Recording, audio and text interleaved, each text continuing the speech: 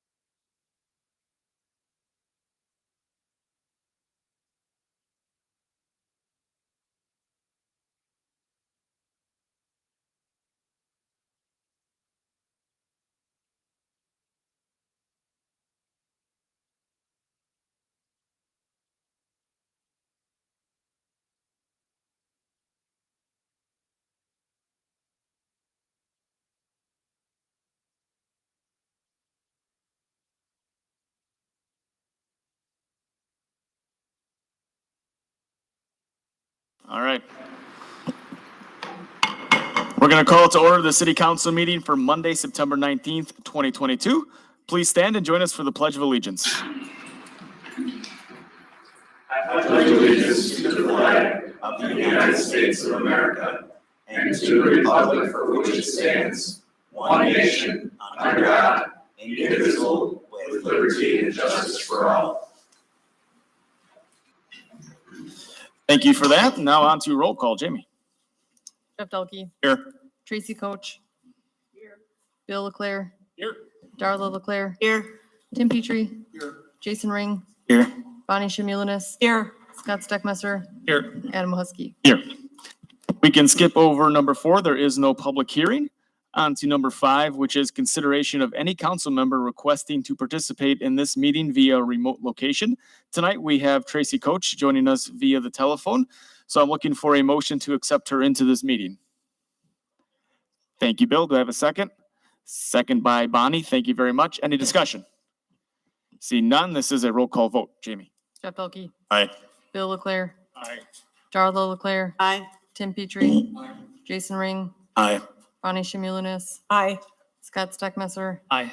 Adam Husky. Aye. Motion carries. On to 6, this is input from the public. Anyone wishing to address the council on anything that's on this agenda or something they'd like to see on a future agenda, please step up to the podium, my right, your left, state your name and address for the record, and we will open up input from the public.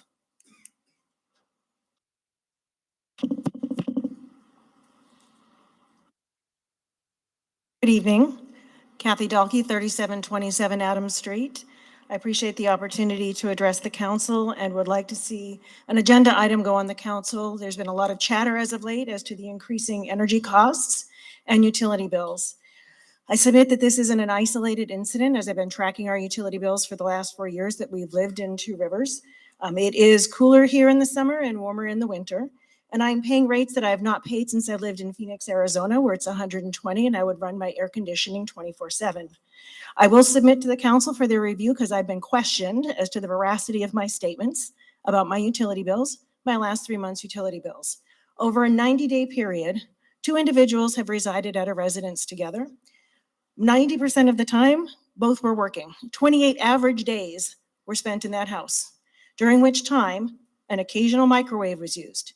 I did work from home and I drew energy down for my laptop. We did not run our air conditioner as it was not running for a third of that time. And it was cooler during that time. Refrigerator was running. I don't know what else could have been drawing power. But my bill went from $197.13 to $346.08, a 74% increase. That is outrageous and unreasonable. And I'd very much like to have the council take that up. There's been a lot of chatter on social media. There have been a lot of statements made out there. I'm not an isolated incident. I do submit that perhaps the footprint of my house is what may be driving my bills. I can't prove that the meters are being read properly, but I can tell you what the usage is in that house. I know who's there and who's not there, and I know what we're drawing down on. And that does not reflect the charges that I have. So with due respect, I'll hand these off to Mr. Buckley. You can hand them back to Mr. Dalkey at the end of the meeting. Sure. We'll be happy to copy those and get them to Mr. Dalkey.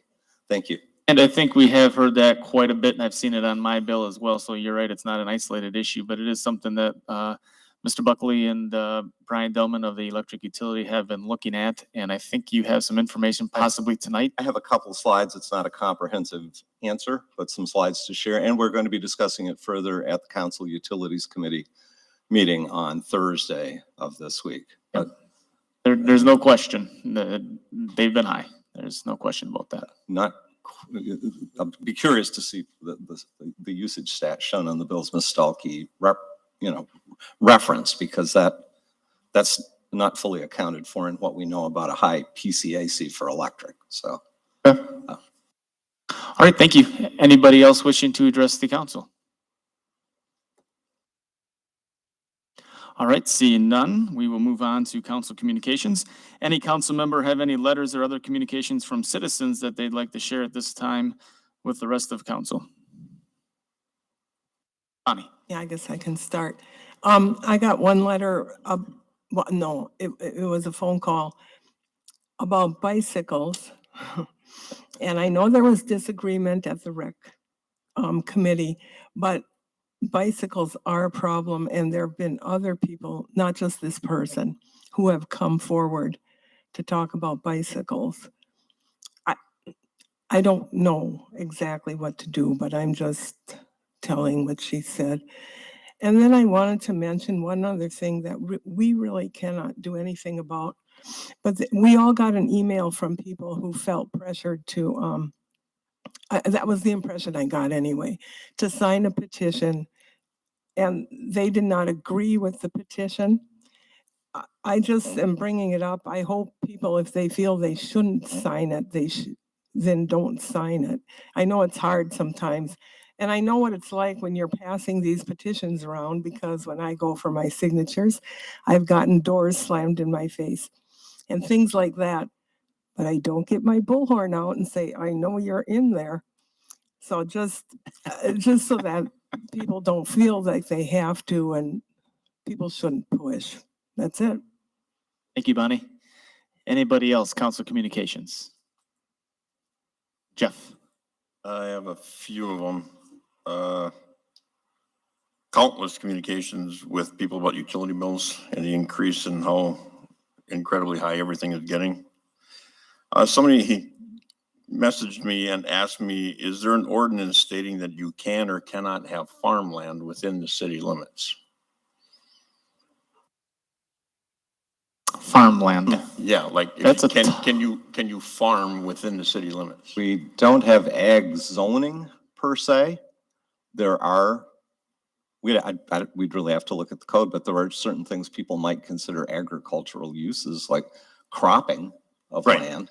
That was within the basically all city. the conversation. Can they crop? Can they not crop? And, you know, Jeff, there I'd want to places do where some they more can homework crop? on that. It's certainly in industrially zoned areas, like the industrial park. I assume we're not operating in violation of ordinances. Idle land can be cropped. We'll get an answer to that. Okay. But, That way I can get back to yeah, them. whether it varies by zoning district on undeveloped tracts, I expect it would.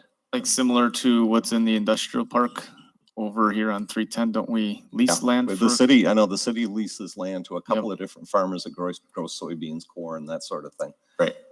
But, and there are instances where there's one, at least on Lincoln Avenue, where a conditional use permit was granted for a property that has, I believe, residential zoning out near the high school.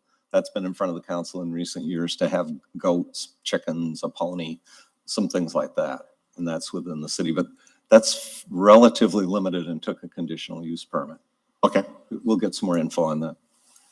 And then I had a conversation with a woman about the email that all of us received about volunteering services, about branding and anything, and wondering if anything is being done with that. I'm too close to this, so I don't really comment on it, but I'm assuming everybody else got this email. Was somebody helping out with the branding? Did it pertain to a model in upstate New York for? Yeah. About volunteering? Are you too close to the branding or to the person that submitted the comment? Person submitted a Got it. comment. I know when to step back. I was born at night, but not last night. I got it. I think all council members got it. Yes, I did, September 6th, right.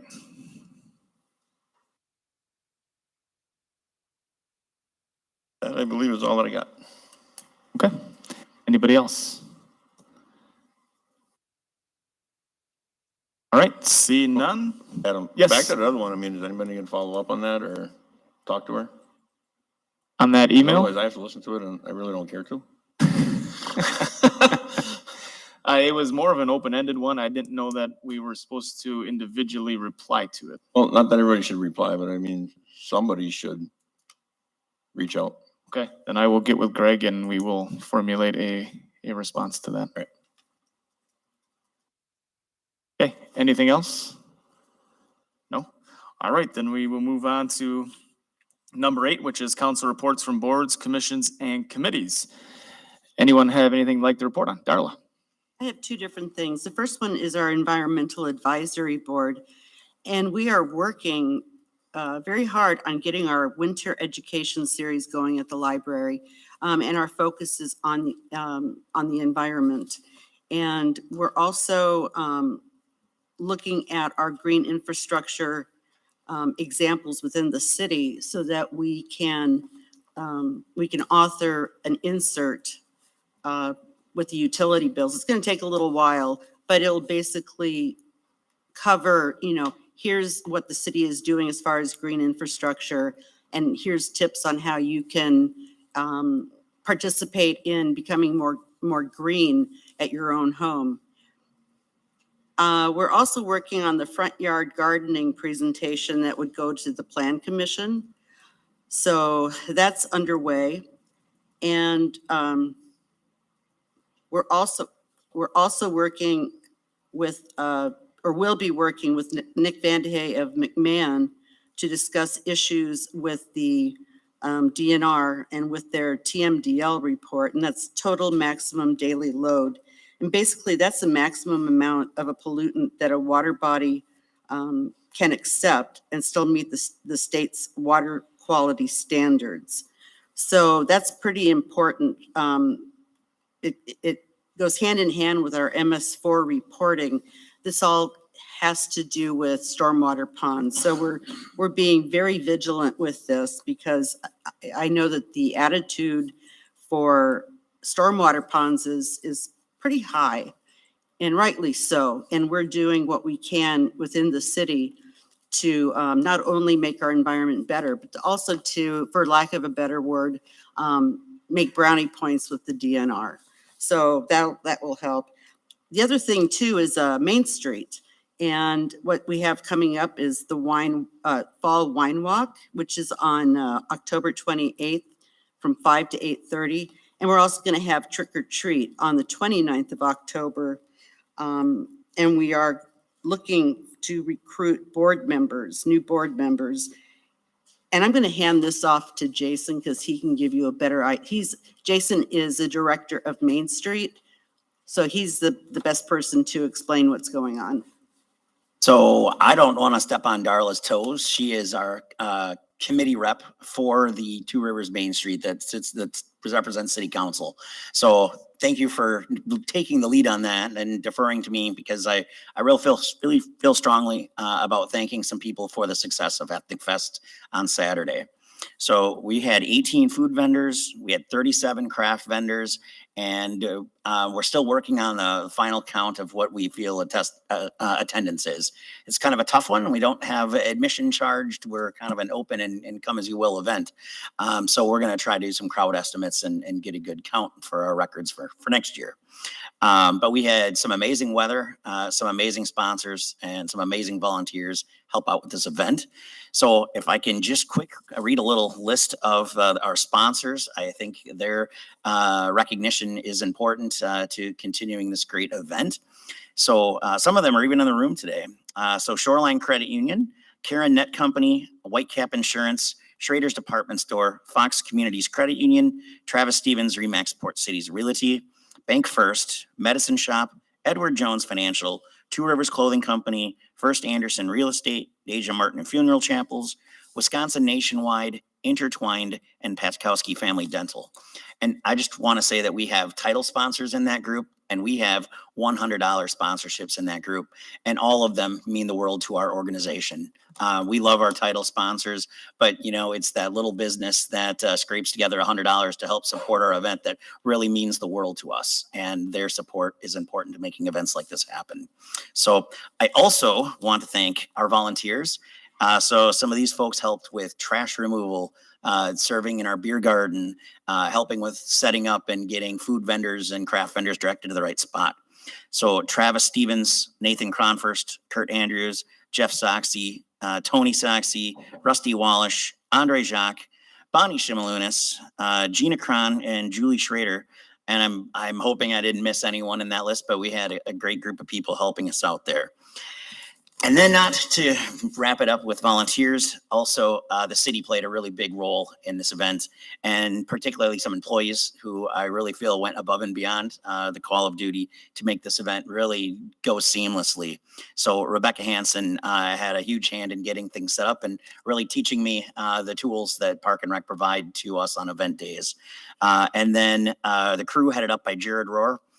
They handled everything from setting up picnic tables, trash cans, and power, which was so very important to our food vendors, and is a crazy hot mess of setting up. But Jared and his crew kept their cool, helped our vendors.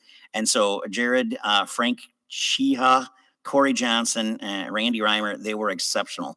I never once heard any of those guys say that's not my job, or that they couldn't get something done for us. I also want to thank Ethan and the building attendants who helped remove trash during the event. We generate a lot of trash in the event. We even bring in an extra dumpster, and those guys made sure trash cans weren't overflowing and spilling trash on the street. We didn't have a problem with bugs or wasps flying around because they handled that so well. So I really want to thank them a lot. And then lastly, Lieutenant Karen Eisenpeter and her law enforcement crew. They did a great job of taking care of the little things that popped up at the event, crowd control, helping with closing down the roads and public safety. And then lastly, to the crew at Public Works for getting our streets closed down and stopping traffic, routing them around, and everything just went so flawlessly.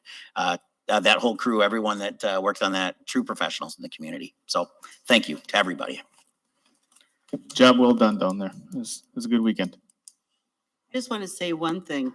For Main Street, we do several events every year, all the way from the 2 wine walks that we do every year, to the car show, to the Brian Lee Day, the Ethnic Fest, and there's other things that we do, especially for our downtown businesses.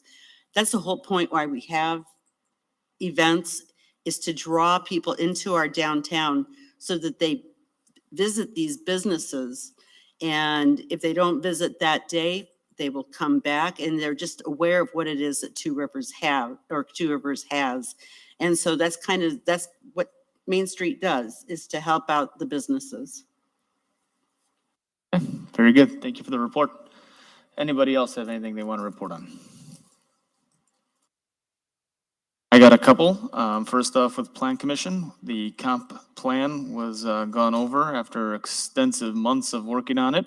I do believe that is up and online. Is that correct? Correct. It's on the city website for review. So if anyone wants to go take a look at the 20-year comp plan, that is online for you to view before it gets brought back for a public hearing and then before this body, correct?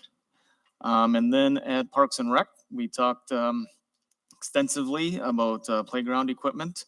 Probably what Bonnie was referring to with bikes and paths. And also, we're looking at a tree grant to help us identify what trees need to possibly be removed with the emerald ash borer and other things that we can possibly do to take care of the trees we have in this city. So a lot of good things coming out of both of those boards. All right, then we're going to kick it over, I should say, to the city manager's report. And Greg. First up, we're pleased to invite, to greet a group from our hometown credit union, Shoreline Credit Union, for an announcement regarding a donation in support of the Central Park West 365 project. Folks, I'll let you take the mic, and then the council president and I'll be happy to join you for a photo op. Yeah. You got it. It's good, 'cause you brought a photographer with you, so that'll. Yeah. I got props. We'll give you props. Yeah. Thank you, guys, council, everybody. I just wanted to thank Emily, Kyle, Brad, and Jim. Jim's right there, for the opportunity to do this, making this donation to the project that is so important to our community. Shoreline and recently expanded. We know that, but we're not going to forget our hometown roots. And I'm really pleased that we were able to find room in the budget, specifically you two there, making it work for this upcoming year. So with that, I know, Kyle, if you want to say a couple words, just very happy to be able to do this. Not really, we're good. You did it. Thank you. Okay. Yeah, picture would be great. Proud to do it. Yeah, absolutely. Yeah. Good. Thank you guys for coming.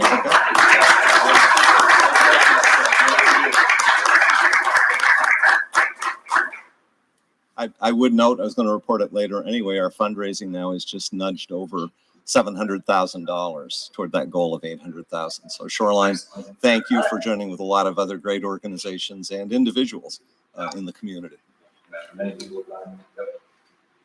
I'm only putting my jacket on the phone. There you go. Jump on it, wait till we're ready. No, right.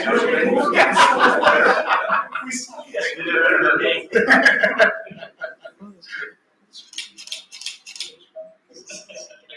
One on my camera too.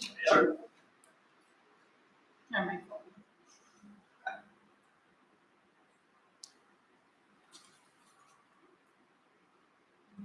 Awesome. Thank you. We'd hang out, but it's too hot here. Thank you guys very much and all the crew at Shoreline Credit Union. That's awesome. So thank you. Next, Mike Mathis, our Parks and Recreation Director. Happy to introduce two brand new staff members at the Senior Center. Well, it's been a rough couple of years for the Senior Center throughout the pandemic. And so lots of changeover this year, especially in our staffing, but we're excited to breathe some new life and start recruiting people to come back to our centers, Senior Center, as they're getting more comfortable to come back and visit in person. And so I present to you two new full-time employees, Megan Marchant and Mary O'Million. Megan is our program and event coordinator for the Senior Center, and Mary is the volunteer and nutrition coordinator for the Senior Center. So big jobs for them both, but we are very excited to have some new faces around to help us do such a great piece of community service for the city. So here they are. Come on this way. Start over by Mike and run the Yes, gamut. you get to do the handshake alley here, I so. thought for sure I was gonna get to be first this time, Oh, Greg. So Megan's coming Always first last. and this is Mary behind, so.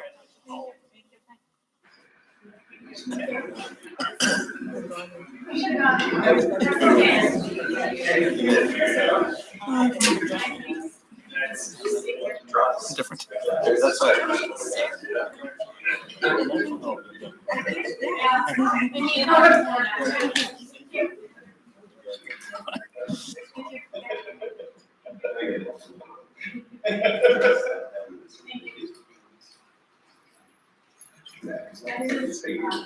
We're gonna follow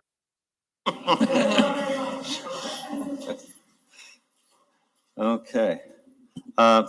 Next up, our third guest.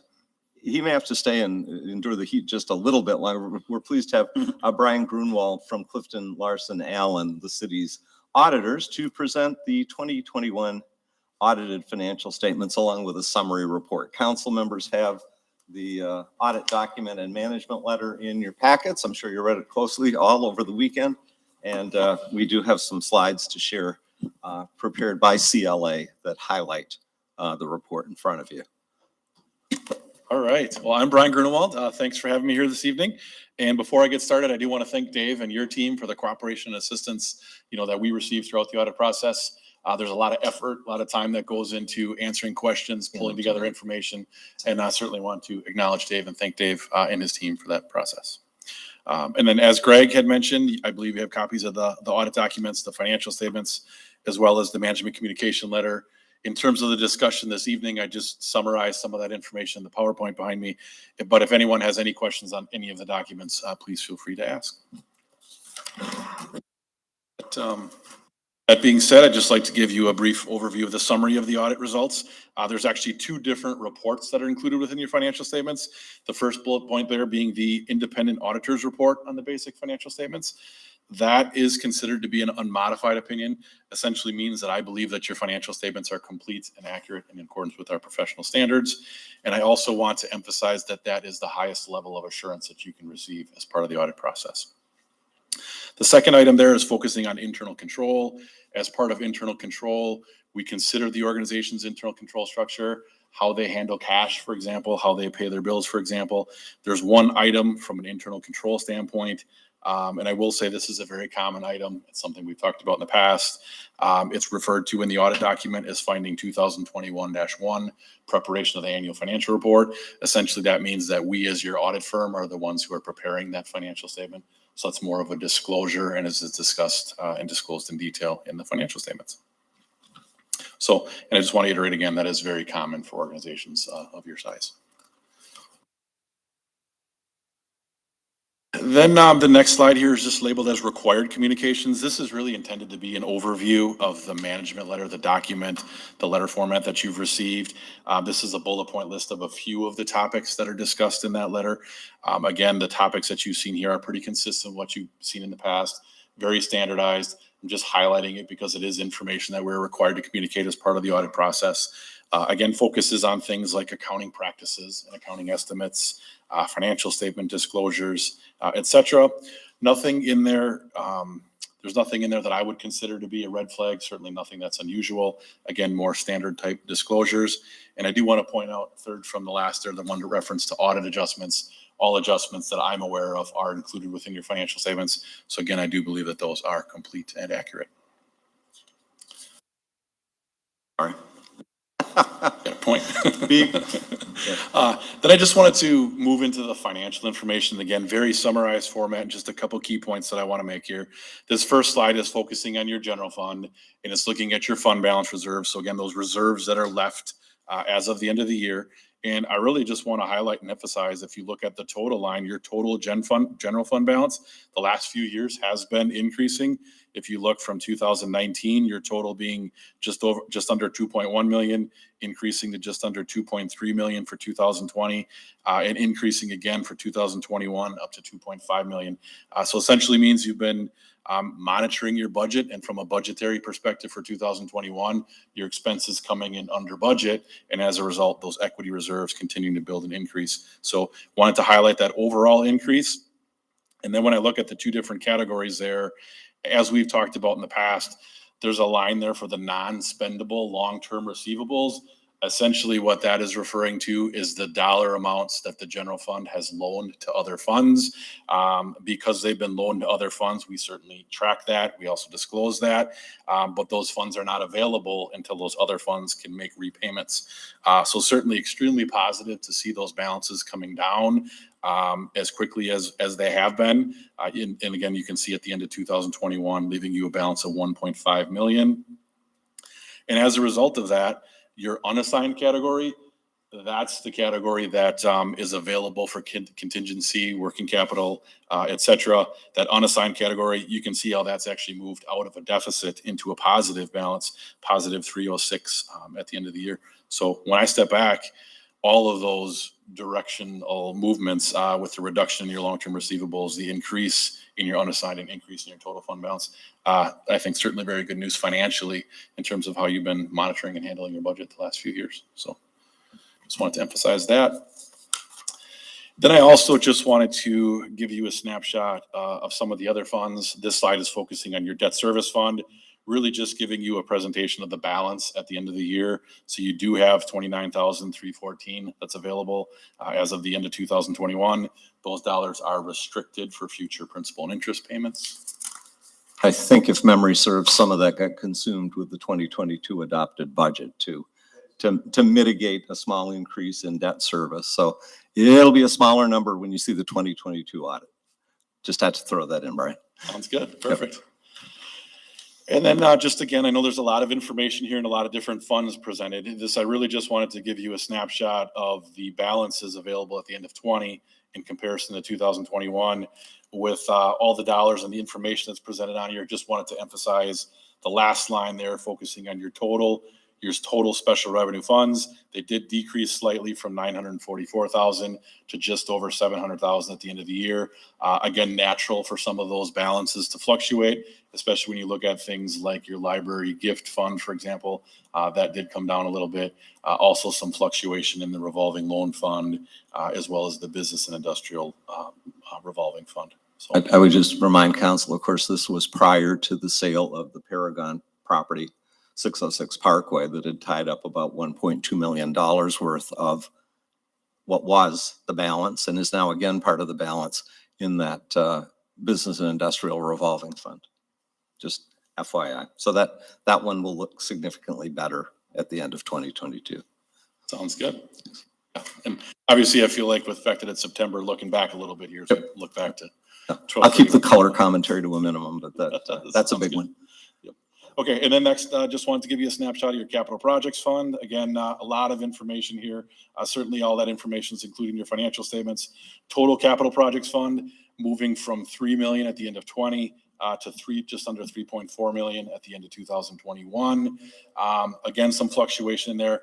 Very natural to have fluctuation in capital projects fund based on the nature of those activities and funds, typically timing in terms of when your projects are completed and when expenditures are incurred. And at a real high level, I just, one of the things that I always look at is this, I'll just call it the sum of all of your TIF districts.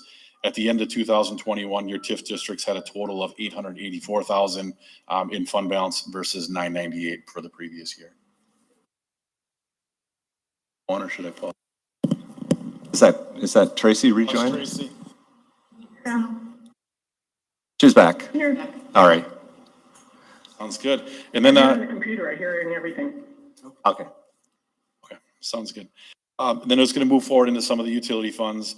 With the utilities, I always like to look at what's happening with regards to your revenues. And also I tend to focus on the line labeled as operating income. So you'll see that as the third slide or the third line down on each of the next few slides. But that operating income is important from a benchmarking perspective, because that's one of the things that the Public Service Commission focuses on as they look at rates in your annual report, et cetera. So certainly that's extremely important in terms of establishing proper rates.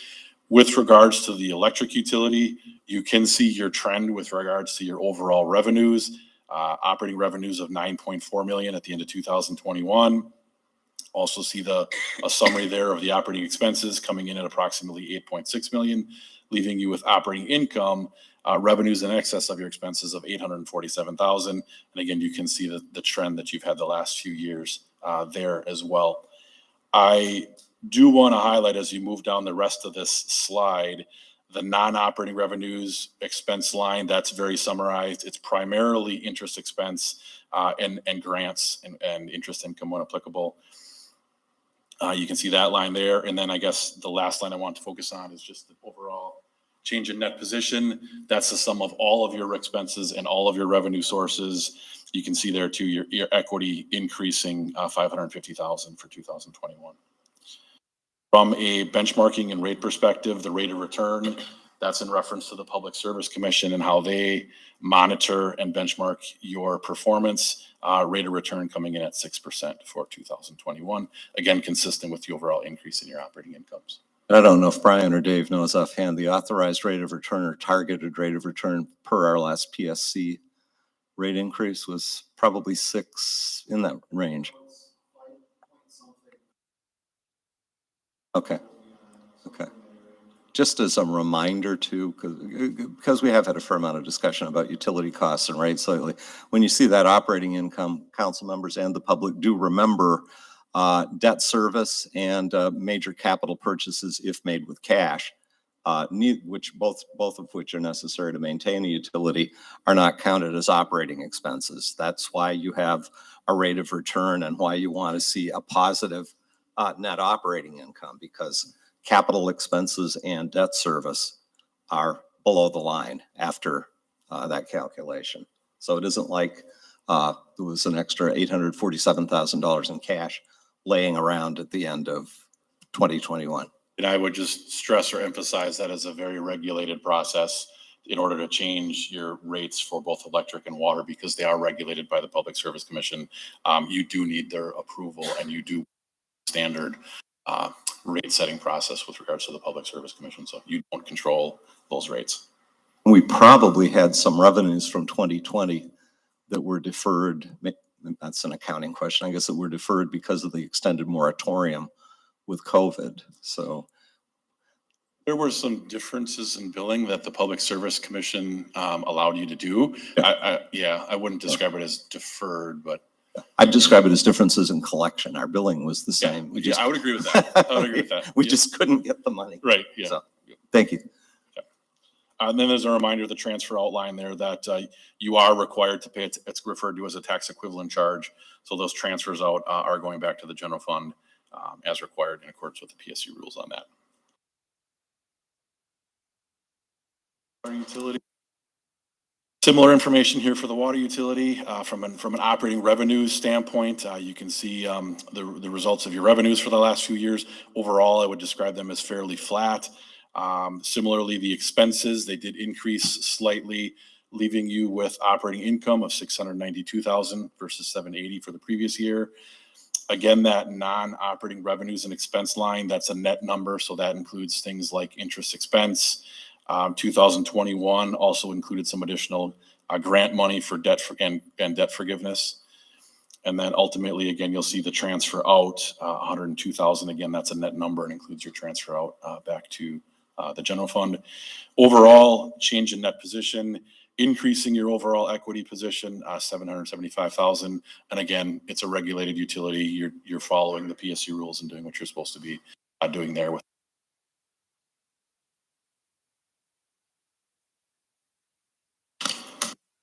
And then lastly, just moving on to the sewer utility, again, similar information. Overall, again, your operating revenues, similar to your water utility, relatively flat. Operating expenses have fluctuated a little bit the last few years, primarily due to repairs and maintenance costs and how those have fluctuated. In terms of overall performance, leaving you with operating income of 433,000. And again, the net number there for the non-operating revenues and expenses, that also includes some additional grant and debt forgiveness amounts. And I should point out on the slide, we do also have capital contributions of 487,000. And then again, also transfers out 271, leaving you with a change in net position of 688,000 for 2021. Overall, I'd say when I step back and look at each of those utilities, I do think, as Greg mentioned, extremely important to look at your cash flow. I think as we move forward and you think of the economic environment that we're in with inflation, I think it's extremely important to stay on top and understand the impact of inflation, because you are dealing with the Public Service Commission for both electric and water in terms of that rate setting. So staying on top of that budget and the impact of inflation and how you pay for capital, extremely important as you move forward from a budgetary perspective. Then I also just wanted to take an opportunity to highlight a few things in terms of looking forward. There's been a lot of discussion with regards to COVID and grant funding. I'm just highlighting that here because of the audit impact on that as you move forward. We have talked a lot about the ARPA funding. You do have those funds available. I know you've been identifying opportunities to use those funds. Just want to take an opportunity to emphasize the words compliance and eligibility as part of that. There's money available, but certainly have to do the right thing in terms of following the rules, compliance requirements, et cetera, with regards to those funds. So we've just wanted to highlight that. And then also in terms of governmental accounting standards, you'll see the references to GASB here. GASB has been exceptionally busy with regards to issuing new standards. The first one listed there, GASB statement number 87, that is one that we will be implementing and working with Dave to implement for 2022's audit. And then, as I mentioned, they have issued several other standards. They're actually up to statement number 101. I just highlighted 96 here because I do think it's going to be one that's a little bit more applicable, but we'll be moving into that for 2023. So we'll be sharing more information with Dave on both of those to make sure that you're in compliance with regards to implementation on those as well. So Thank you, Brian. that's all the information I have prepared. I guess I would just end and highlight, I think the real highlight there is the fluctuation and increase and improvement in your general fund. So certainly very noteworthy and want to highlight that again. So anyone has any questions, I'd be more than happy to ask. What is net position? Can you Net- explain that? That position is your overall equity reserves. I would equate that to if you purchase a house and you have a $200,000 house and you go to the bank and you have a $150,000 loan. Really, you've paid for 50,000 of your house and you have a mortgage for 150 for the rest. So the net position is the equity that you have. Essentially, again, in that scenario would be the 50,000 of equity that you have in your house. So it's overall equity. It's built up by having revenues in excess of expenses over time. And I'd say this, if you're No, looking at the utility, for example. No. I understand that. I'm wondering, can I ask questions whether he can answer them or not? I mean, like, I was looking at the special events and we have an excess of expenses. This is page 53. Now, maybe I'm misunderstanding how to read it. But I guess I was wondering why we'd have an excess of expenses on special events. Oh, So the page that you're referring to, yeah, page 53, from a disclosure perspective, yeah, the purpose of this is to disclose areas where you have amounts that are over budget. So this is just disclosing amounts that are over budget. That's one category where you were slightly over budget. I just want to emphasize though, in terms of the general fund as a whole, you were under budget. okay, I think it was 325,000. Yeah. In regards to your general fund overall. I'm sorry, I would point out, well, that essentially was an overage on relative to budgeted expenditures, is what you're saying, Brian? On Yes. special events, Yes. looking at the balances in the various special revenue funds. I went back to that slide. You can also see special events donations, which was in the negative at the end of 2020, came out of that. So donations from sponsors for various events, income from special events, from I'm reaching, but from things like concession sales and other things, even though that fund, if you will, overspent by the amount you cited yeah, in 2021. In the process, it also overperformed on revenues or transfers in because it went from a negative fund balance of $8,200 to a positive of 10,418. Yeah, I guess I would just say that the auditors may not agree. If we overspend in the general fund or the utilities, some of the special revenue funds, there are things that arise during the year where expenses may go up, but if revenues go up to cover them, generally we don't get too concerned from a day-to-day management. no, I just was curious No, as no, to why, that's- because, Yeah, I just Yeah. remembered that number from this slide as far as year-end fund balance. So yeah, even though the spending exceeded budget in that fund, its financial status improved. Yeah, and I would also say that managing the budget, you have to look at the fund as a whole. And there's Well- certainly going to be times where things come up where you might be over budget and reallocate funds in other places. right, And just to reemphasize my point with the general fund before, I think as a whole, you've really done a good job of managing that general fund to result in having that fund balance come up. And I want to understand transfers. Does that mean transferring out of the general fund into the department where the money was promised or something like that? When you're talking about transfer in and transfer, So because the city has several different funds, utilities, for example, general fund, for example, when you move money back and forth between those funds, we have to make sure those Oh, are accounted for. like between funds, not necessarily just general funds. Right. Oh, okay, I get that then. All right, I guess that's it. I'm And any done. amounts between funds are accounted for is where I would leave that. I'm gonna piggyback off what Bonnie said. So and Greg, this might be for you too. Special events. Now people donate into the special events fund as well. So if we are over budget, does their donation money go to the general fund or do we hold that separately aside? No, typically for any of the capital projects or special events funds, we have to present a new budget for the new year to council, but those typically reflect, if you will, sweeping that fund balance. I shouldn't say sweeping, keeping it in that same fund into the new year, and it would be reflected as a starting fund balance. I can't think of any instances where we sweep that all to the general fund. The general fund appropriations are, those end at year end. So if we're in the black, which happily we were the last couple of years, or in the red, that's that. And those do effectively sweep to general fund balance. But the capital projects and special revenue funds, unless there's a specific council direction that amends one of those budgets or calls for a transfer, or in the budget, it shows as a transfer, those stay put. I just And want to make sure especially that, for those sponsors, yes. I just want to make sure the sponsors aren't getting the wrong impression that we're bringing that in as an extra tax almost, or to pay off some of our general obligations when we're not. No, It's staying into the special That events. stays in the special revenue fund in this case, and it's Correct. available for programming and for council Yes. to approve a budget for the coming year. Yep. Important point. A very big one. Anybody else? Questions for Brian? All right, job well done. Sounds good. All right, thank you. Appreciate it. Okay, going on with the city manager's report. Staffing updates, Public Works Director, City Engineer. We have an offer out to the finalist candidate. We've done our backgrounding and reference checks. We have a conditional offer of employment out, and that went out today. Just waiting on getting that back. So I hope no later than the next regular meeting to publicly announce a new appointment there. The Utility Administrative Assistant position, which is shared between the water and electric utilities. We have a vacancy there due to a transfer / promotion, which I'll note below.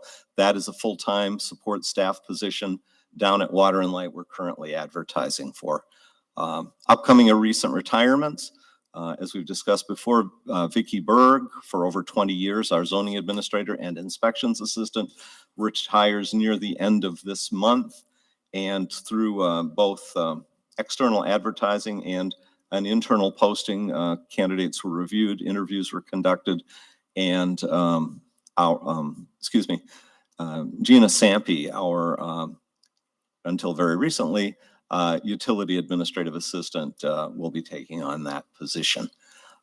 We also have the upcoming retirement of Dan Glasser, certified meter technician, and the final backgrounding is going on right now for a finalist candidate.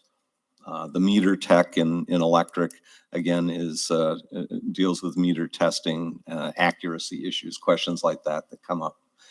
It looks like we may be in a position that we'll actually have a second licensed electrician with the person for this position. So that would certainly be to the utility's advantage and the city's advantage. And thanks to Brian and Jamie for their good work on that one, as well as Elizabeth, our planner, and Jamie on the zoning administrator recruitment. We've had a lot of personnel activity, and we've also been fortunate to bring some really good people on board over the past year. You met tonight Megan Marchant and Mary O'Million, our new employees over at the Senior Center. 17th Street, major infrastructure project for this year. The shallowest utilities, so the last to go in, are the storm sewer. They completed placement of the storm sewer main last week, started on installing those storm sewer laterals to the properties. So that'll tie into basement drains, sump pumps, and things that maybe have been going other places in that older neighborhood prior till now. The general contractor continues to work on installation of the private water and sanitary sewer laterals. They expect to wrap up the underground work by the end of this week and start grading and graveling operations shortly thereafter, getting ready for all the concrete work. Vinton is the subcontractor on the curb and gutter and street work, sub to Josky, who is the general. We expect there's one other block on this project that got deferred through most of the summer, right out here from East Park to Jefferson Street. That construction will be starting shortly, and hopefully they'll make short order of that, but that little block will be closed to through traffic. Elsewhere around the community, Essential Sewer and Water has been busy replacing sewer and water services. 2 weeks ago, I reported we could use a few more volunteer properties. We're just about there now. Not to say we couldn't squeeze one or two in, but we're getting close. As Andrew, our water superintendent, will tell you. To date, they have replaced 30 out of the 50 services they're contracted for. You might notice a fair amount of dust on Adams Street and likewise on Forest Avenue. There's been a lot of service Those work lead there. laterals are great. What's that? Were those lead laterals? I that believe close to those were Washington laterals. Park? Andrew? Yep. I was rather surprised that there was lead up that far. Yeah, because those neighborhoods are, what, 50s, Yeah. 60s? Right about on the bubble, I expect, when lead was I figured phased that's out. what was going on there, Yeah, but there's a heck of a lot of dust on Adams Street, that I know, and you'll get to see real nearby the great work our concrete crews do from the city, as you've commented on, Jeff. And again, that contract with Essential Sewer and Water, they expect to wrap up by the end of October. We have made application for another round of DNR funding to help folks with those private side lead lateral replacements next year. So Greg, I got a question on the lateral stuff. Does anybody know about what time frame in years wise when they kind of stopped using them? Andrew, I know I've asked you that question. You want to come up to the mic? When Just so did, people in the public kind of know when their houses were built, what they should kind of look for? But me, I was surprised that those were lead there. So typically, we've seen the transition between lead and copper around the late 1950s. If anybody is interested in, they can just call up and we can come into your home and actually visually see what's coming up in the floor. If we've had any questions like on Adams, we've actually had a lot of copper in the homes because the houses were built a little bit later than when the water main went in first. So the water main, the public portion was actually lead. So that's why we were tackling that 3,000 block of Adams Street there. Right. So those laterals were stubbed in when the main went in? Yeah, And they're and then, a lead. few years later, we switched to copper. And then, so we had copper going into the homes. But typically, you'll see that transition in about the late 50s. Okay. Has there been any, kind of communication with the public and letting them know, you may or may not May or may not. have lead? Oh, have it? I'm generically speaking, we've just posted it on Facebook and some of the social media outlets. If you're interested, we'll gladly come and at least inspect a portion of your home and go from there.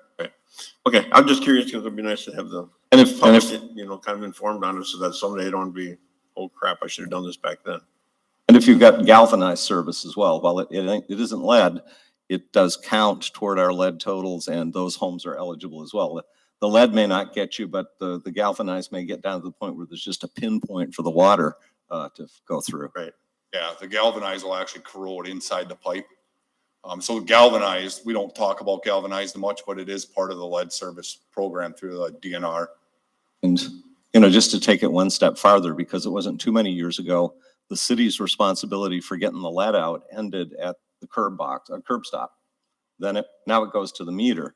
But if people are uber concerned about lead in their drinking water, the solder in plumbing fixtures, including pretty good brands of plumbing fixtures, up until the 80s or later? Much more recently. Yeah, there's up until, I don't know the exact date, but there was, lead mixed in with any of the brass fittings that were poured in the factories for years. Since this all came about, it was 8 years ago or so after the whole Flint fiasco, a lot of that stuff has changed. So a lot of that, now you can't have any lead whatsoever in any of the brass fittings, even that we put in the ground. So that helps. By all means, folks can call customer service, make arrangements. Our guys will come out, take a look. That's a very good point. We want to encourage people. Yeah, if anybody wants to just stay informed, that's the best route to go down. Good. Thanks, Andrew. Thanks. Central Park West 365, I just wanted to mention again, pledges and donations now just over $700,000. That's about 87.5% of the fundraising goal. We recognized, of course, Shoreline's donation tonight. We had another local business that didn't really want any publicity, but that donated $5,000 since our last meeting. I think the last time I reported to you, we were at about 665, 670. We are just over 700,000. Project plans and specs are ready and are being advertised for bid opening October 19. That doesn't mean we'll be at the council the next Monday saying award this, but it will give us pricing on the project typically, and this is the case with this project. Bid prices are good for 60 days, so that could be useful in a final push in the community, certainly useful in terms of city budget discussions, and we'll see where we stand, at least after bidding the project. I should mention, and we got first word on this from Erin Welty, the director of the State Main Street Program, who was here visiting with the Main Street Board last week. Wednesday, they're part of WEDC, the Wisconsin Economic Development Corporation, and she let the board know that the WEDC and the governor's office would be announcing what's called a Vibrant Spaces Grant Program. Press release and program announcement came out on that last Friday. It is to provide grants $25,000 to $50,000 to assist with dynamic outdoor spaces, typically in downtown areas. A little tricky because the application deadline is January 31st, but they want it for projects that can be undertaken, and from what I understand, ideally completed in 2023. Well, we might be able to help with that. I just don't know what it means if, say, we've already got a project where there's a bid awarded and we're headed down the road. So we're going to ask some more questions we've got time and between the city and the Main Street organization, certainly we can pursue that. But that looks like what should be a pretty good grant opportunity for up to $50,000. Who takes the lead on that, then Main Street or your office? Typically Just on curious. WEDC grants or state grants, it would be the city. And on some of the private foundation grants where they want to see a 501c3, sometimes a C6 is okay too, as the lead, the Main Street Board is authorized making applications since it's in their area of interest, if you will. We do have a fair amount of placemaking research and information that we'll share with the city to help in, help with our grant application, so. Thank And you. that's the buzzword on this one, placemaking.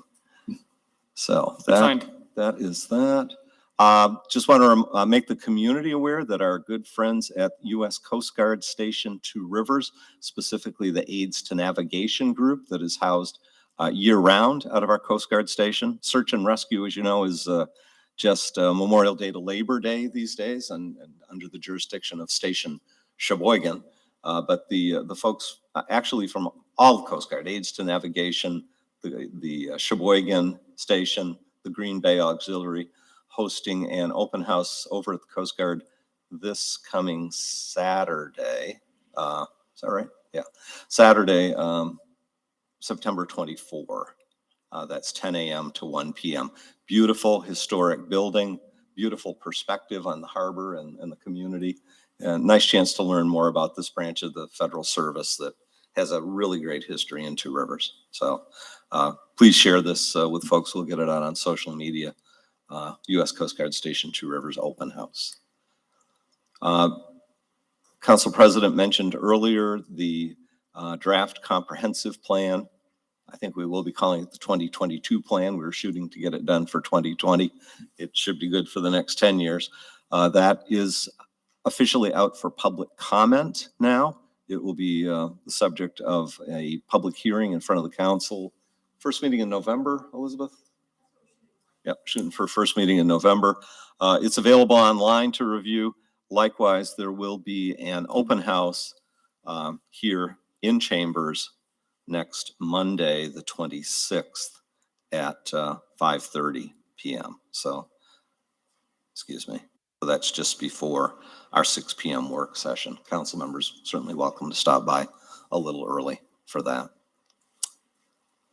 We want to congratulate Detective Lieutenant Melissa Wiesner on her recent graduation from the FBI National Academy. A number of the command staff, including Chief Kohlmeyer, are FBI National Academy graduates. And it's an honor to be able to send people to the academy and to be able to count them among the leadership in our police department. So well done, Detective Lieutenant Wiesner. I did want to share an update. I talked a little bit at the last meeting and shared some information on Facebook, which got a lot of feedback on the electric utility portion of our city utility bills. As I mentioned, one contributing factor, at least, to unusually high bills in August for the August billing was an unusually high power cost adjustment clause, or PCAC. I just basically ran this calculation on the Wisconsin Public Service Commission website. Anybody can go out there and do it. You can run simulated bills and bill comparisons for both public and private utilities. The sole function here is to illustrate if a household uses 600 kilowatt hours per month, which the PSC cites as an average. We know most of us see our usage fluctuate seasonally, usually high in the summer months and high around the holidays in the winter. But if you were to flat 600 kWh per month, Two Rivers in every month of this year, and ever since our last rate increase, there's a monthly fixed customer charge of $11. And by the way, just about every other municipal utility and the private investor utilities have a fixed charge component as well as a variable charge component. I know saw some social media traffic that other places don't have fixed charges. Yes, they do. By far, most do. Then your actual consumption is multiplied by an energy charge per kilowatt hour per our approved Public Service Commission rates. that's 10.31 cents per kilowatt hour. So that 660 would equate to a little shy of $70 in usage. Then, however, to take into account variations in the cost of purchase power, because out of an almost $11 million electric utility budget, over $9 million of that is purchase power. It's throughput. The utility buys it at wholesale and bills it to the customers. There is an adjustment to take into account monthly variations in the cost of power to the city. And you can see there that for the first 9 months of 2022, that PCAC has ranged from a low of negative 0.71 cents to a high of 4.13 cents, which is the one we referenced in August. It's dropping slightly with the September billings to 0.0275. It's still a pretty significant adder, but that means that same amount of consumption each month, if you magically were at 600 kilowatt hours, over the course of this year would have ranged from a low of $68.60 for the April billing to a high of $97, almost $98 for the billing that came out in August. Not saying people should like that, but that certainly illustrates. And you know what? If your August bill looked more like at our house where it was around 1,000 kWh, that difference is going to be exacerbated. But that does illustrate pretty clearly, just looking at our utility on this page, the role that purchase power adjustment clause plays. The next two tables, hopefully they're readable. I just printed off the PSC website this afternoon. Sorry about that. The one on the left, the bar chart at the top, I wish it had different colors available, but I just randomly picked some other municipal utilities in this corner of the state: Algoma, Kaukauna, Kiel, Manitowoc, Menasha, Oconto Falls, Plymouth, Shawano, Sturgeon Bay, and then at the bottom, the last one listed, Two Rivers. And you can see the first table is based on 600 kilowatt hours per month for the full year in 2021. What was the average monthly bill? The average monthly bill for a Two Rivers household, this is per the PSC, was $72.31. Yes, that is a lot higher than our neighbor with very low rates, Manitowoc. MPU's average monthly bill for that same period, $54.56. It's, however, slightly lower than Algoma. I'll just run down through it. Obviously, quite a bit higher than Kiel and Manitowoc, slightly lower than Menasha Utilities, lower than Oconto, about 50 cents higher than the Plymouth Utilities, and about $6 higher than the Shawano Utilities, about $2 higher than Sturgeon Bay. Now that's assuming, again, flat 600 kilowatt hours per month. I wasn't able today to get the private investor-owned utility rates, notably for WPS, which serves the rural areas around Two Rivers and most of Brown County, Green Bay, and the suburbs. Their rates are typically going to be higher. I'll make sure we have that in an illustration. Likewise, Alliant Energy that serves Sheboygan and Fond du Lac typically runs a lot higher than the municipals. So at least on the electric side, no, we most definitely aren't the lowest. We have a neighbor that, for various reasons, including still having some of their own generation, is markedly low among the municipal comparables, but we don't stand out in this comparison looking at 2021 as singularly high or an outlier. So I did want to share that. Algoma, just up the lake, is a little higher. How about for 2022 so far? The average monthly bill, if you use that 600 kilowatt hours for the months of January through September, Two Rivers, $78.65. So it's run about over $6 a month on average, higher than last year's annual average. But again, lower than Algoma, pretty close to Kaukauna at 75, lower than Kiel, significantly higher than Manitowoc, about $20 a month. A little lower than Menasha, lower than Oconto Falls, about $2 above Plymouth, about $10 above Shawano, and 20 cents a month on average below Sturgeon Bay. This was kind of quickly pulled together today, but I thought it was important to share. We certainly have been impacted by the PCAC in recent months. We hope that trends back down. We'd love to see it in the negative range again, but Two Rivers is not standing out as a beacon of high rates. Not saying they're low, but we're not an outlier in terms of high rates. We need to spend some more time running comparables on water where our rates are admittedly high, at least I'd say in the top 20% probably statewide. A lot of that relates to spending for capital reinvestment into the system. We're just 2 years from paying off the 20-year bond issue for a major plant upgrade when we went to microfiltration, ultrafiltration, which by the way also assures you're not getting crypto in your drinking water, which the city was really under the gun for from DNR 20 years ago. So there are reasons behind rates, and I would say in general on the water and sewer utilities, and we'll share more information on that. A lot of that has been driven by aggressive capital reinvestment. Part of that because maybe the city wasn't very aggressive in past years, which might be why we still, as of 2 years ago, still had over 2,000 lead service laterals when there are communities that have eliminated their lead service laterals. So there are rates, and there's also looking out for the common good and the utilities that are an investment of the entire community. We all like low bills. We also like reliable service and a system that works. So this isn't meant to be a comprehensive response, but at least on the electric side, an illustration of where we stand relative to other municipals in our corner of the state. What's driving the PCAC?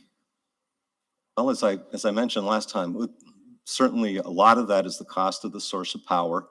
WPPI in July, through most of the summer, 2 of the coal plants that they are equity owners of a portion of were taken offline. That's generally some of the cheapest power, to the extent coal plants are still out there and running. They're a good, cheap, reliable source of power. 2 of those were, as I understand, taken offline due to mechanical issues. Brian, can you supplement that? I know there was a lot of traffic on the grid, so what we saw from That's what I was getting at, seeing if they're coming back online to see how long this could possibly stay high, or if we're going to be coming back down because they're going back online. So there were 2 coal-fired plants in Minnesota that's part of the portfolio for WPPI that actually had turbines that are a mechanical failure that they had to be taken offline. So that was like mid-June all the way until just recently, like in the last maybe 2-3 weeks that they got back online. The other main driver is the high natural gas costs right now. All the natural gas generation. I was just at a conference last week. They're talking it's the highest they've seen since 2005. So you're running 13 to 18% higher than last year right now. So that's a huge factor of it. So the coal plants are back online though, so that's a positive because that's our cheapest source. As you can see right now, we're trending down finally. Trending back down, so that PCAC will be coming down now that we have additional generation online. So, yeah. And that's part of that trending down, correct? I just want to make sure I'm understanding that and the public's Correct. understanding that Yes. correctly. Yeah. Okay. The other thing that I'm going to focus on too is we have our energy services rep, Tom Bolt, who recently started with the utility. He floats between Two Rivers, New Holstein, and Plymouth. I had conversations with staff from WPPI. We can look at some of the other consumers out on the system and reduce, have them have a little better education on like peaking. So all of a sudden they start turning on their machines if they'll get a large demand cost.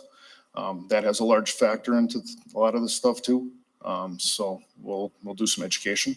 So that monthly peak, which is what our highest 15-minute interval. it's measured per 15-minute interval, 24 hours a day. So if they would, hypothetically say you're coming into after the holiday, after Labor Day weekend, you're coming in on Tuesday and all of a sudden the maintenance department comes in and starts turning on all the machines at the same time. If they could stagger that, they'll keep their demand costs down. So as we're seeing a lot of the larger businesses have high costs as well, that's an educational process that we have to, stress to them. And our system peak has an impact on the overall PCAC that we pay as well. That also goes to our wholesale bill for the month as well. So, we're having that demand charge overall as well. So if we could shave those peaks, Right. that would help. But I think the driving factor really in this last round has been cost of supply. The fuel costs, yeah. And I'm no expert on this, but we're building more natural gas liquefaction facilities so we can ship natural gas to Europe. And we've been beneficiaries for a long time. It's been basically a North American market, not that much CNG could get exported or liquefied natural gas could get exported. If that capacity grows, then we're much more part of a world market. And natural gas prices in Europe have been a lot higher than America for a long time, and it's only getting worse. I'll leave the political aspects of it out because there's certainly some political aspects too to energy supply issues. Last thing I want to see is our customers have high bills, so I stress that if there are questions, please reach out to us. We can come and try to figure out if there is something that's, running, or is there, do you have anything in the home that's causing an extra draw? Is it on the water side? Do you have a leaking toilet or a faucet or something that's got a slow drip? Not that it's going to be that major, but obviously with the electric costs, refrigerators, freezers, all that stuff does add up, the air conditioning loads and stuff like that. So yes, if there are questions, absolutely, customers, please reach out to us. Thank you. Thank you. Upcoming events over at the Leicester Public Library. The next one coming up on Wednesday, the 21st, is Two Rivers' new K-9 unit. So in addition to our chief, assistant chief, and K-9 officer Lade, of course, the star of the evening will be Zante, our K-9 officer. Also, kudos, and I know, Adam, you were out there, Port Sandy Bay, their benefit night for the Two Rivers K-9 program. Much appreciated last week, Wednesday. Yeah, great job. And chief was out there, assistant chief was out there. Obviously, I got to meet the K-9 officer and Officer Lade, but K-9 stole the night for sure. A lot of people out there. It looked like it was a good time by all. Hopefully they raised a lot of money, so seemed very busy. Fantastic. Good stuff. So, K-9 officer Zante and company over at the library next week. Fall book sale at the library, Thursday, September 29th through Saturday, October 1. Open house over at the Senior Center on Wednesday, September 28th. And then the annual Senior Health and Information Fair. It's good to see these events coming back live again. That's coming up on October 20. Flu vaccinations, card laminating, continental breakfast offered, door prizes, various educational programs to encourage healthy lifestyles. There also is a survey from the Senior Center going out with the utility bills this month, asking people that are of an age or one day will be of an age, so that's all of us, to make use of the Senior Center services. What sort of programming, what sort of activities you'd like to see, because clearly post-COVID things are different, and the programming emphasis of the Senior Center is going to change with that. This one we get a lot of questions on. There's not one at Water and Light this fall.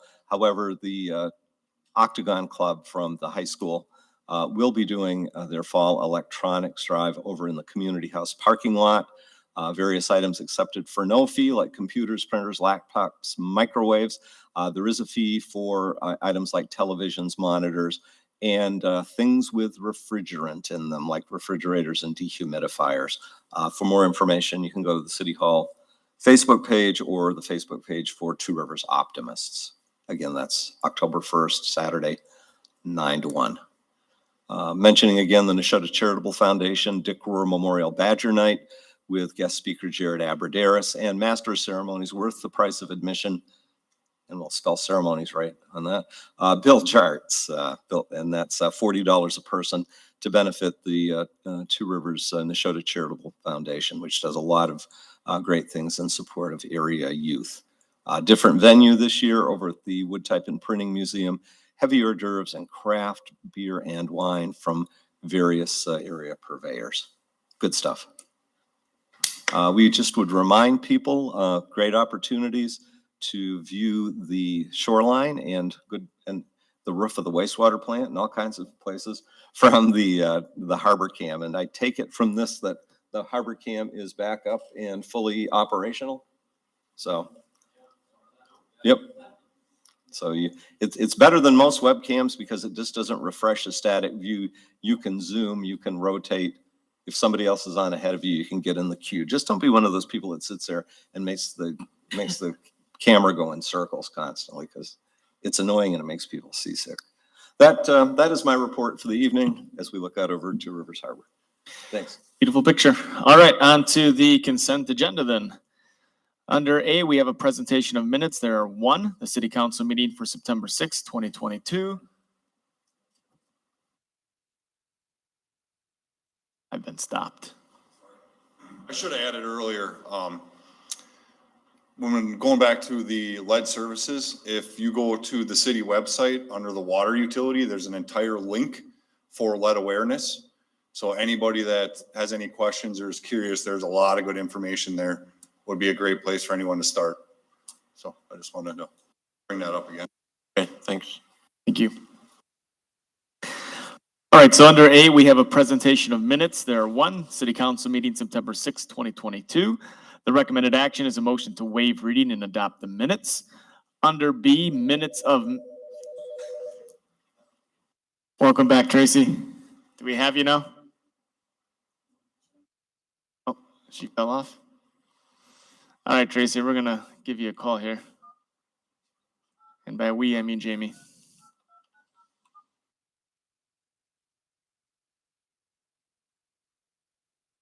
I think he wants to grab. Hey, guys. All right. Presentation, I enjoyed it. Back online. All right, under B, we have minutes of meetings. There are 7. The recommended action is a motion to receive and file. Under C, applications and petitions, we have an application for a temporary Class B/Class B retailer's license for Friends of the Senior Center for Senior Center Open House, Monday, September 28th, 2022 at 1520 17th Street in the Two Rivers Senior Center Casca Room. Under B, we have Knights of Columbus Mother of Good Hope Council, 1957, for the Arboretum Wine Walk, Saturday, October 1st, 2022, at 3800 Lincoln Avenue at the Vander Bay Arboretum. The recommended action, motion to approve the applications and authorize issuance of the licenses. Under D, department reports for August of 2022, we have 11. The recommended action there is a motion to receive and file.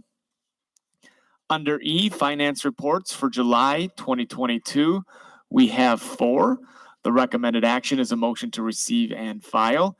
And lastly, under F, a summary of verified bills for the month of August for $3,010,777.64. The recommended action is a motion to receive and file. The overall recommended action for the consent agenda, motion to approve the consent agenda with the various actions recommended. I'm looking for a motion on this. I'll make the motion. Thank you, Scott. Do I have a second? Thank you, Bonnie. Any discussion?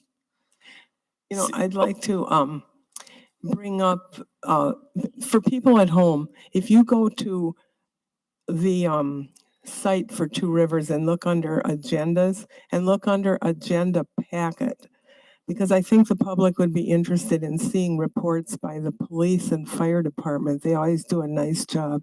You have to scroll down a little bit, but I thought, and it looks like you're, the police department is featuring officers. You gonna go through the department?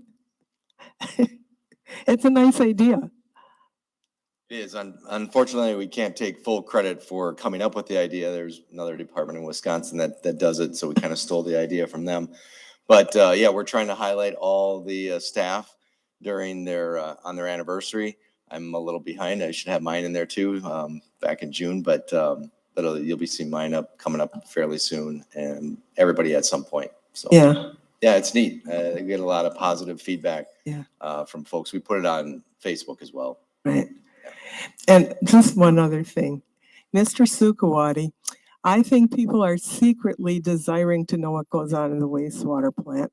Tell Dave to get on it. Tell him I said so, and tell him to talk about the tomato plants. I think he stepped out, didn't he? Yeah, he stepped out. He left. Tomato plants, this too shall pass. Oh. Oh, did he leave? All right. All right, thank you, Bonnie. Anybody else? Seeing none, all in favor? Anyone opposed? All right, on to number 11, City Council formal items.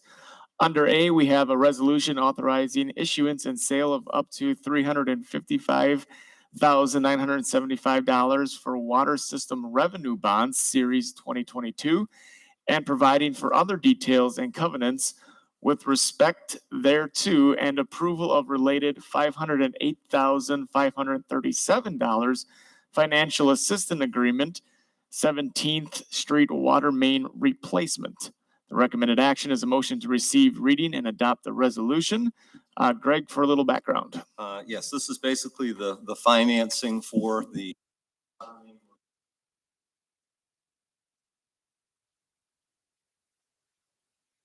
I don't think your microphone's picking you up. That is it. There we go. Is that better? We got it. Thank you. This is the financing for the water main replacement on the 17th Street project, inclusive of engineering, the cost of issuance of this debt, what have you. As identified, the total amount of financial assistance, or the total package, is $508,537. The city qualified for 30% principal forgiveness on this. So of that so-called borrowing of $508,537, $152,562 will be written off as principal forgiveness. The net amount of borrowing then is $355,975, and that will be repaid to the state environmental loan program over 20 years at an interest rate of 2.145%. So the beauty of doing this financing through the Safe Drinking Water Loan Program is, first of all, that's the conduit for the principal forgiveness money that acts like a grant and basically covers 30% of the project. And there is a federal and state subsidy on the interest rate, which is what gives us the rate of 2.145. The lead lateral replacements on 17th Street, just to remind you, the public portion, the city is paying out of its ARPA funds, and we will be submitting to the county for their 50% match on that. So we're not borrowing on the portion to pay for the new water lateral, surface laterals from the main to the shutoff valve, then from the edge of right-of-way or the shutoff to the meter, which is the so-called private side. That's where we have $2,500 per household available from the DNR grant, also through the Safe Drinking Water Program that's applied toward that. In some cases, that covers the whole cost. In some cases, the property owner may have a balance to pick up. So when it comes to the new water infrastructure on 17th Street, those are the three pieces. Mains financed with this package in front of you tonight. Public side laterals financed by the city ARPA, matched by county ARPA dollars. And then the private side, the homeowner responsibility, but with $2,500 covered by a state grant. Okay. Looking for a motion on this.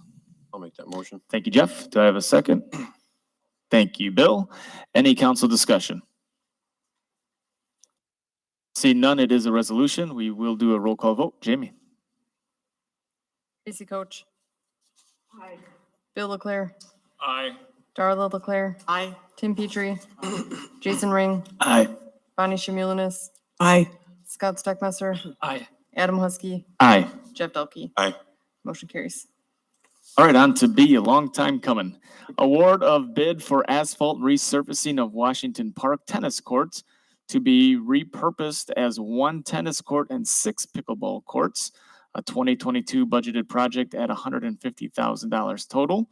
The recommended action is a motion to award the contract to Northeast Asphalt in its low bid of $70,553. Some of that work will be done internally, and we'll kick it over to Greg for that.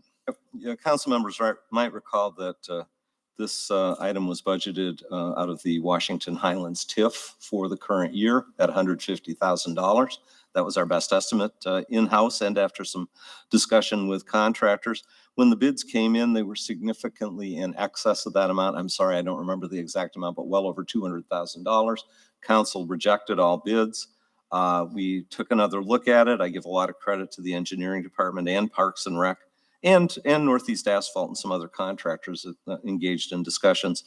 So we backed the bus up and said, let's approach this major refurbishing or rebuild of the Washington Park tennis courts in a different manner. Let's, for example, cut the asphalt for removal outside the play area, but before you get to the perimeter fence, so you don't have the expense of relocating all that fencing.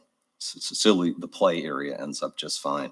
Let's look at having the city crews through force account, which will be charged to the project, do the removal of the existing asphalt.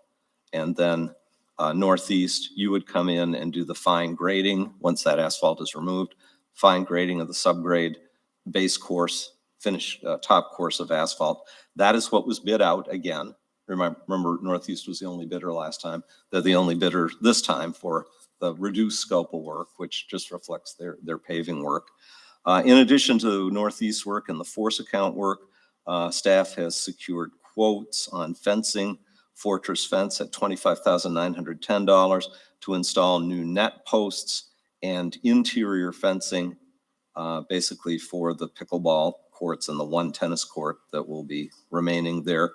And then reinstalling fencing along the one side where it needs to be removed to let the paving machines and other equipment in. Then Fred Armstrong Enterprises out of Madison, this is their quote for placement of the overall ceiling on the courts, painting of the court lines at $29,897.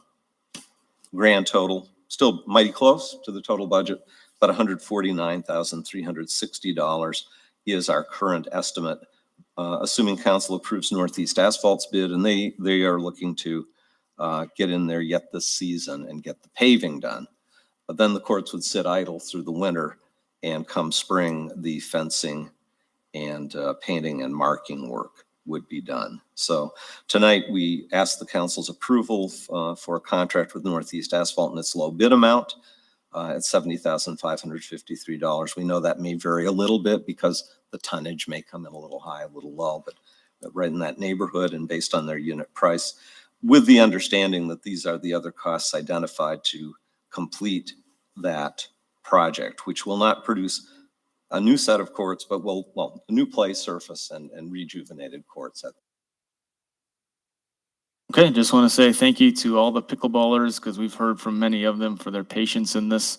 And also thank you to the city for their persistence in this and making sure that we got this done as quick as we could, but most importantly, within budget, which we have done. So hats off to everyone. Yes. Scott All, our civil engineer, Mike, our Parks and Rec director, also Jared from the Parks and Rec department.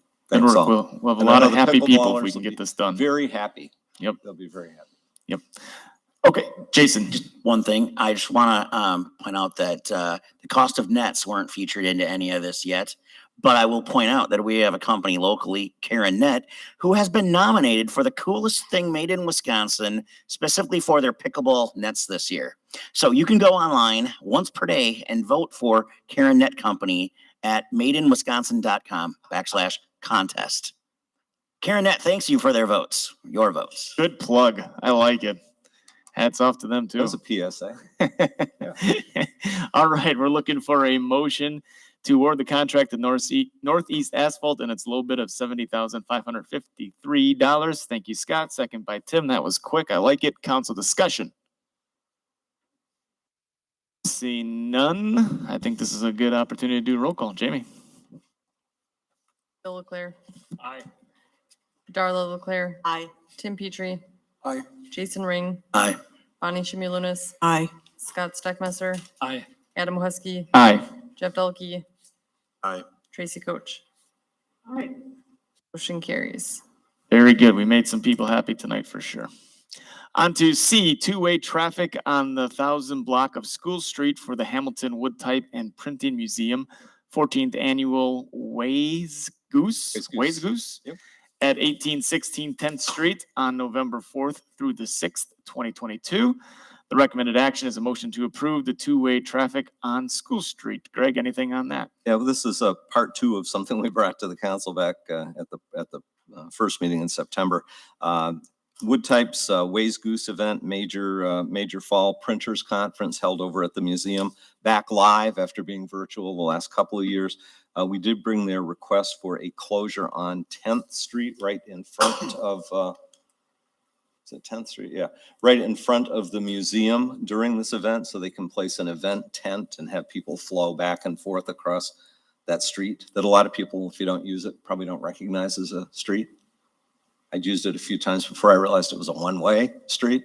Only problem is if you shut off that street, it makes it rather difficult to use School Street, which is also a one-way street, and get back out of the area. You've got a memo and a map prepared by Assistant Chief Minor, and Chief Kohlmeyer can address it, but what we're really looking at is for the duration of that closure on 10th Street to allow two-way traffic on School Street, that one block, which should be some pretty minor signage. But it'd make a whole lot easier to get in and out of Crescent, Woolen Mills, and who else is over there? Schwartz Machine, yeah. So. All right, we're looking for a motion on this. Thank you, Jason. Do I have a second? I'll second that. Thank you, Jeff. Council discussion. Bonnie. Is this a yearly thing? The event is yearly. I think this is the first time they've requested the street closure. Yes, it is. That's what I just, because I'm thinking, well, I've seen people go the wrong way, not often, but I sure hate to, but I sure hate to see people think, oh, it's a two-way street now. And well, who would know that? Primarily the workers that go to Crescent that And visit the Schwartz. museum or Schwartz. It would be my guess. Yeah, there isn't a lot of traffic down on that. No, in there that isn't. area. Yeah. And the signs, I mean, we can indicate temporary or something like that on them so that people don't think that it's going to be a permanent change or anything. Right. But it's for 3 days, really 2.5 days over a Yeah. weekend.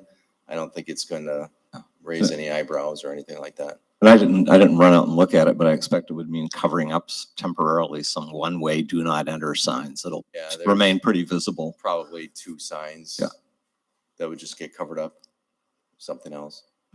Now, we've just at a staff level have had some dialogue with the museum staff over the years saying, your parking area is primarily in front of the museum, and life might be a lot simpler if 10th Street 10th Street we're talking about now could be a two-way street. That would probably mean they're getting rid of that perpendicular parking that goes right up to the front of the museum.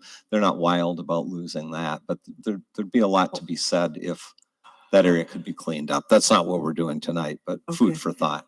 Okay, Yeah. so then I misunderstand. This is only 10th Street, not School Street. This is what we're talking about tonight is a 1 block area of School Street. Oh, it is. So, yeah, Okay. there's a little map attached to the memo, but if you go down 10th Street, which is where the Wood Type Museum Right. is, and then it turns and goes onto School Street, you have Schwartz's and Crescent Woolen Mills. It's that little section of block that we're talking about till you get to 11th, because there'd be no way for Schwartz manufacturing people to get there. There's also one house on the east side of the street that has a driveway there.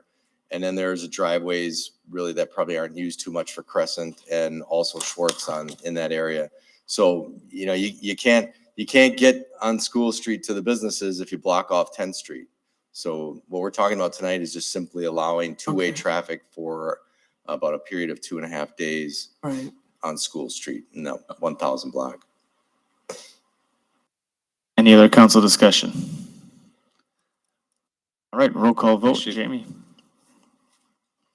Arlo Leclerc, Aye. Tim Petrie, Aye. Jason Ring, Aye. Bonnie Shimulinas, Aye. Scott Steckmesser, Aye. Adam Huskey, Aye. Jeff Delkey, Aye. Tracy Coach, Aye. Bill Leclerc. Aye. Motion carries. Okay, for information only, Greg.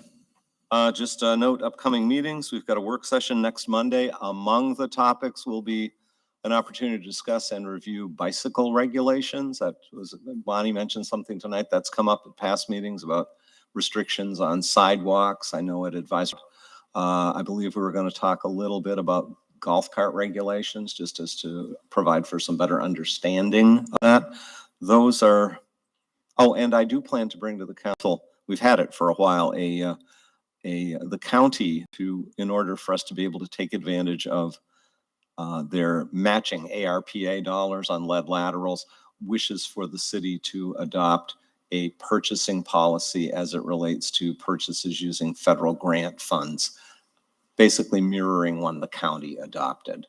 I've dragged my feet on getting that to council, but now the county they've reviewed our contract and they're happy with it. We're at the point we can submit some invoices for reimbursement where we've paid bills for 17th Street and other lead laterals out of our ARPA monies or are about to. So this is the last piece we need to submit and get the reimbursement from the county. Okay. So that should be that agenda. The first meeting to start review of the 2022 budget by the Personnel and Finance Committee is next Wednesday, the 28th at 6 p.m. I believe we were talking about capital projects, debt service, maybe one or two other funds, kicking that off. Of course, that's the 3-member Personnel and Finance Committee, but all members of council are welcome to attend, as are members of the public. And then, of course, our next regular meeting, 2 weeks from tonight, October 3rd, 6 p.m. The other thing I forgot to put on tonight, and I guess we could do it on the work session. It's been a pretty long-standing thing in Two Rivers that the city council has designated. I don't know that we've put it on the agenda every year, that the designated trick or treat hours are on October 31, the real Halloween, versus flipping them to Sunday when Halloween, say, is on a Monday or Tuesday. We've had a few inquiries from citizens. I meant to put that on tonight. If you don't mind, I'll put it on the work session next week, and then we can get the word out to the public about that as well. Sounds good. Yeah. All right, there's no need for a closed session tonight, which is nice because it's a little hot in here. So looking for a motion to adjourn. I'll make that motion. Thank you, Jeff. Do I have a second? I'll second. Okay, I heard Bonnie. Any discussion? All in favor? Aye. Good night. Thank you, Tracy.